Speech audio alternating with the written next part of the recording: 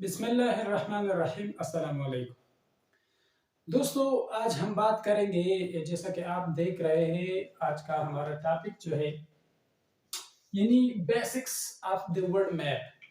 यानी world map का जो बेसिक्स टर्म्स है, यानी मतलब ये कि जो बर्रे आज़म है या सबसे बड़े जो समंदर है, यानी ज़मीन को जो डिवाइड किया गया है 7 पार्ट्स में। जैसा कि आप जानते हैं कि दुनिया यानी ज़मीन को सबसे बड़े जो खुश्की के पार्ट्स है, जिसे बर्रे आज़म कहते हैं या कॉन्टिनेंट कहते हैं, वो 7 है। यानी आज़म कहते हैं सबसे बड़ा, जो बड़े से भी बड़ा होता है। ये एक लफ्ज़ होता है अज़ीम और एक होता है आज़म। तो इसका माना ये है कि जो अजीम से भी बड़ा हो, यानी इस लफ्ज की खासियत है कि इसमें बनिस्बत दूसरे लफ्ज के ये माना ज्यादा पाई जाती है। यानी सबसे बड़ा जो खुश्की का हिस्सा है, इसी वजह से इसको नाम दिया गया है बर्रे आजम। तो दुनिया यानी जमीन को डिवाइड किया गया है 7 हिस्सों में, यानी 7 बर्रे आजम में। अब ये एक्चुअली ये बर्रे आज़म यानी ये इसकी लोकेशन कहाँ पर है, ये वाक़ई कहाँ पर है, कौन सा बर्रे आज़म आपका है, आप किस बर्रे आज़म में रहते हो, क्या आपको ये मालूम है या नहीं है? या जो अगर आपको मालूम है कि हमारा बर्रे आज़म फलां है, तो मतलब ये कहाँ पर वाक़ है, लोकेशन इसकी कहाँ है? और इसी तरह जो सबसे बड़े समंदर है, जो दुनिया के समंदर को डिवाइड किया गया, उसमें जो 5 हिस्सों में तकसीम किया गया, वो समंदर कहाँ कहाँ पर है और उसके नाम क्या है। नाम तो खैर आप सब लोग जानते होंगे। तो इंशाल्लाह आज हम मैप के ज़रिए से इस बात को बयान करेंगे और उम्मीद करते हैं कि आपको अच्छी मालूमात फराहम करें। तो चलिए शुरू करते हैं। साइंटिस्ट हमें बता रहे हैं कि जो ज़मीन है, इसकी एक्चुअल शेप जो है वो यानी जो ग्लोब है, इसका एक्चुअल शेप बिल्कुल गोल नहीं है, बल्कि वो स्फीयर है। तो इसी इल्म की रोशनी में हम दुनिया यानी जमीन का एक खुर्रा ड्रा करेंगे।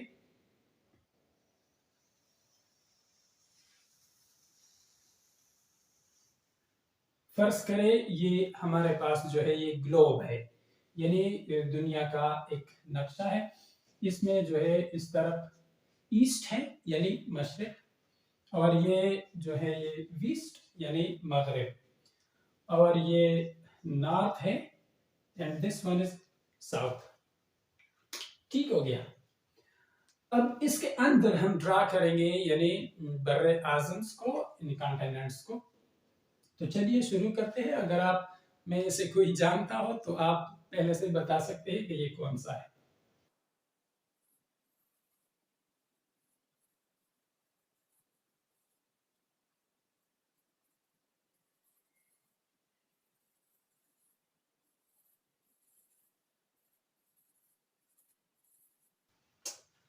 तो चलिए, ये हो गया दुनिया का नक्शा यानी द वर्ल्ड मैप। ये जो बर आजम है ना, ये सबसे ईस्ट की तरफ, इसका नाम है एशिया।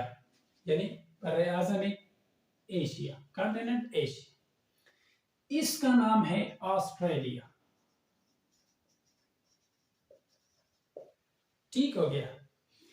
ये जो बर आजम है, इसका नाम है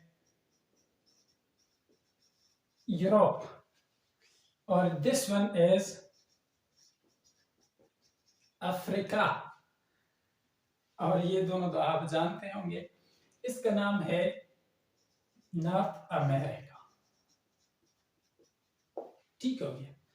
and this one is south America. ठीक हो गया। अब ये कितने हो गए? 1 2 3 4 5 6, ये सब 6 हो गए।